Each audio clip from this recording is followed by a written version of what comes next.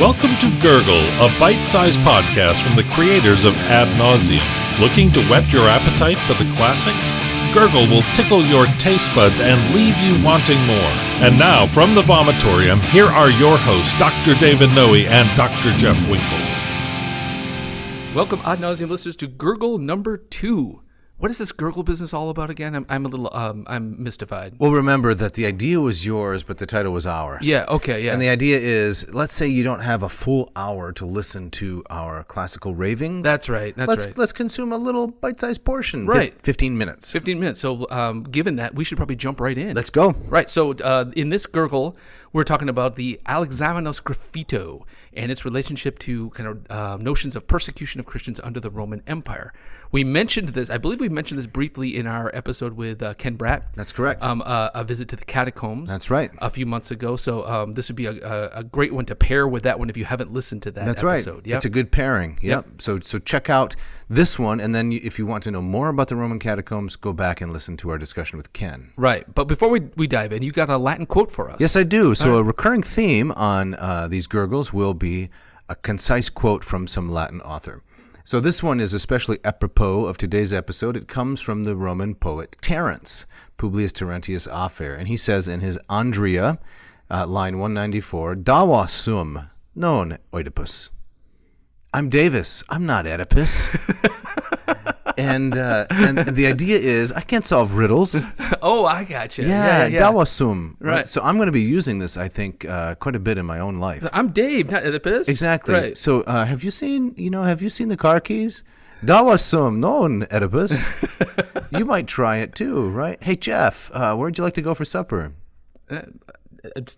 Jeff is sum non Oedipus. Right. Right, exactly, yeah. Don't ask me such difficult questions. Right. What do you think I am? I think it's kind of interesting, though, because I think when most people think of Oedipus, they don't think of, oh, yes, the great riddle solver. They think of him for a couple other things. Yeah, right? they think of incest and, and murder. Yes, right, incest and murder. So it's quite nice, isn't it? That's from Terence, you say? That's from Terence. All right. Dawa sum, non Oedipus. Excellent. All right, so the Alexamenos Graffito. We'll put a link to an image right in the episode description. So if you're listening to this and you're able to, it'd be great to kind of have this in front of you. But what this refers to is this really mystifying, strange, weird piece of graffiti that was found on a place on the Palatine Hill, and actually the slopes of the Palatine Hill that overlooks the Circus Maximus, the great horse racing stadium. Yeah, in the what was it? The so-called Domus Gelotiana. Yes. So it was a private. I mean, so is that where gelato was invented? It might be. Okay. That's Gurgle number 8. Okay. Right. But the Palatine Hill, if our audience is not familiar, was kind of prime real estate in ancient Rome. It's where the emperors had their palaces, where the wealthy. Cicero had a house up there, and on one of these houses, kind of on the slopes of the hill, they found this graffito, and it depicts very, very crudely a person being crucified, but having the head of a donkey. And then beneath the figure on the cross, there's another kind of crude, cartoonish, large-headed figure who has his hand raised up in a kind of a gesture of prayer or blessing.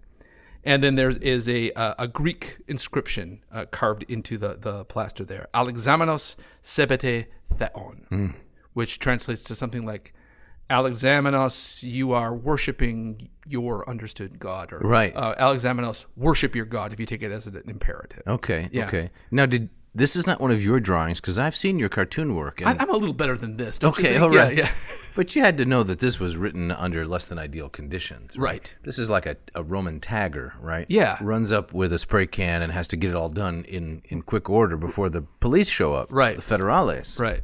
So exactly right. So apparently the kind of the archaeological story is that this was discovered in 1857, and the story of this domus was apparently it was refurbished. It was turned into a school, and this graffito then was kind of either plastered over, sealed up as part of that refurbishment of the building, and that's why it was preserved. Right. And it's an example of onolatry, is that right? Yes. Can you explain that a little bit? Worship of donkeys.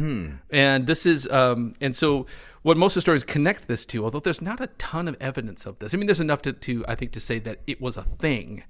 But it does seem that there was a tradition amongst pagan, non-Christian, non-Jewish Romans to mock both Jews and Christians as worshipers of kind of a donkey-headed god. My understanding of this is that we're not exactly sure where this comes from. Some suggest that Romans would mock Jews by connecting the Jewish god with the Egyptian Set, who is kind of the villain in the Egyptian story of Isis and Osiris. He's the one who destroys Osiris, kills him. And he's also a god that's associated with donkeys. And so that by combining that, they use that to mock Jews. And then by extension, seeing Christians as just kind of extension of Christianity as an extension of Judaism, they mock them in the same kind of way. Okay, Yep. okay. So then this appears in some early Christian apologists, right? Namely Tertullian and Minucius Felix. Yes. So what is the link? What's the link between... Right. How does this appear? What's going on? Well, both Tertullian and Minucius Felix, they're both North Africans. Okay. And what's interesting, they also see it maybe a bit of this in Apuleius, who was also another North African. So maybe this was kind of a North African thing. But they talk about it as Romans are kind of mocking Christians and saying that we worship donkeys, or we incorporate donkeys into our rituals. And both Tertullian and Felix say, no, not at all. This is ridiculous. Right. So they don't really explain it, but the way that they bring it up in their apologies, the assumption is that their readers or their audience will know exactly what they're talking about. Okay. And so I think it's from that historians assume, okay, this must have been kind of a known thing that someone like Tertullian could just kind of drop it into his text, right, and assume everybody knows what he's talking about. Right. Yeah. But beyond that, there's not a lot of, certainly not archaeological evidence to kind of seize upon. The literary evidence is very, very thin. But there's just enough to think, okay, that this was a thing, but what else can we say about it? It's difficult. Okay. Yeah. So we have this quote from Tertullian from his Apologeticum, his apologetic work, his defense of the faith. Yes. And Tertullian's dates are probably about 180 to 250. Yeah. That's the general consensus. He's most famous for coining the term Trinitas and coming up with the first Trinitarian formulation in Latin, at least one of the first. So should we read some of the Latin there of what Tertullian said, and then maybe we can give a translation? Yeah, sure. Go for it. Okay, so take the Latin. All right, so this is from section 16 of Tertullian's Apologeticum. He says, Nam ut et quidam somniastis caput aseninum esse Deum nostrum. So I'm just going to read that one line, and then you can give more of the translation, I suppose. Sure. So here he's saying that somniastis is that you have you've dreamed. You've dreamt, right? You've dreamt. You're delirious that you think, right? Delirious. That's a good, right? Yeah. So you're delirious to think that our God has the head of a donkey. That's right. Has a donkey's head. Yep. And then he says in the following sentence, he says that Tacitus mentions this, right? Correct. Right. And then he goes on to say, I'll just give the translation. He says, but recently in this city, he's talking about Carthage, what is really a new representation of our God has been public, since a certain criminal, hired to trick the wild beast, exhibited a picture with an inscription to the following effect: the Christian God, the offspring of a donkey. He had donkey's ears, 1 foot hoofed, and was dressed in the toga and carried a book. So someone was apparently kind of forced to go on public display to kind of advertise this kind of mockery in town. And the book, of course, would be a copy of the Gospels, or I guess so. The Jewish Scriptures, or the whole Bible, or something like that. Right. So I think it's fairly safe to connect this graffito with these same kind of ideas, and so they were certainly that it's evidence that it was not only going on in North Africa, but it already had kind of suffused Rome in some kind of way. Although it's very difficult to date this, the graffito, the Alexamenos graffito, we think somewhere between the 1st and 3rd century. Oh, that's quite a stretch. Right, quite a range. There's not a lot of comparative, evidence there. But one of the things that strikes me, I think the interesting questions that this raises is, and this is something I'd love to talk about on the podcast later, is persecution of Christians under Rome, right? I think that there's this, and we talked about this with Ken Bratt, That's too. right. That there is kind of this general kind of popular idea that Christians were always under kind of the jackboot of the Romans, and, right? Being dragged out and thrown to the lions in the Colosseum, and a lot of that comes from these popular books and movies of the late 19th century, early 20th century, right? Quo Vadis and Ben-Hur, all that kind of stuff, The Robe. And so, and I think that distorts the picture, right? And so my sense of kind of persecution of the Christians has always been that there were these intense flare-ups. Highly punctuated, right? but Nero, very intense. Diocletian. Yes. But for most of those kind of first 300 years of the Roman Empire, 300-400 years, it was mostly kind of a weary, kind of irritated, semi-tolerance, right? Yeah, and some contempt as well. Contempt, right? I mean, What was really odd about the Christians was not so much maybe the identity of their God, but the exclusivity. Yes, right. They found that maybe at best just weird and off-putting. And fairly impolite Yeah. as well. You didn't want Christians showing up to one of your parties because who knows what kind of absolutist things they would say. Right. The Romans were very comfortable bringing into Rome all different manner of deities, right? Yeah. From the Great Mother and Cybele, and you conquer a city, you bring in their gods, and you worship their gods. Right. Exactly. As subordinate to or somehow similar to your own. So the great Roman instinct for syncretism, right? The Greek gods, well, they're just like ours. Yeah. You know, Zeus is Jupiter and Hera is Juno. It's just, let's all be friends. Come on in, we'll give them our own kind of flavor. Exactly. Right? And then you mix them with your local gods of the groves and the rivers. That's right. But Judaism, with its exclusive monotheism, and then Christianity as an off-growth of that, was very offensive. Right, exactly. And some have read, Apuleius' Metamorphoses, which is, the book I wrote my dissertation on. Right. And involves this character being transformed into a donkey and spending most of this novel as a donkey before being rescued by the goddess Isis.